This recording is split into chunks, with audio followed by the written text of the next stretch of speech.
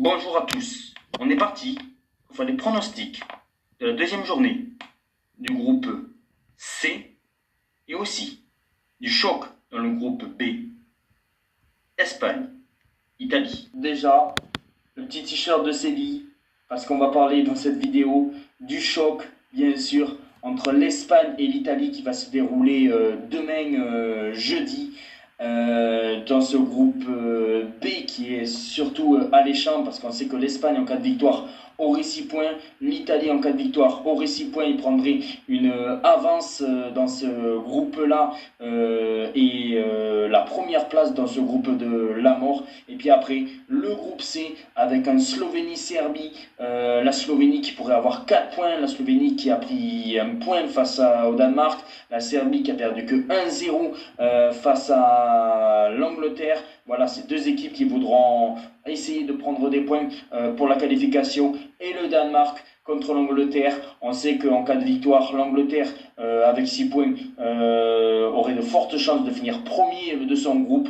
Et après, on aurait bien sûr, comme je le répète, le Danemark, s'il s'impose, reviendrait dans la course. Et là, ça serait le grand danger pour l'Angleterre. Mais on est parti pour faire les pronostics. Alors tout d'abord, de la Slovénie contre la Serbie. Pour moi, je partirais sur un match nul 1-1, et si j'ai une double chance, là ça serait la sensation, je tenterai la victoire de la Slovénie. C'est pour ça que je tenterai le 1-1 dans ce match-là, Slovénie ou nul. Mais bon, après, on va être raisonnable et je partirai plus sur un match nul 1-1. Les Serbes, défensivement, je ne les ai pas trouvés terribles. Offensivement, ils peuvent marquer, mais voilà, je pense que la Slovénie a posé des problèmes au Danemark et je pense qu'ils vont aussi en poser des problèmes. C'est pour ça que je partirai sur un match nul 1-1 ou la double chance avec le 1-1, Slovénie ou nul. Puis après, Danemark-Angleterre, pour moi je tenterai la double chance, Angleterre ou nul, avec un but de Saka. Je pense que Saka pourra marquer.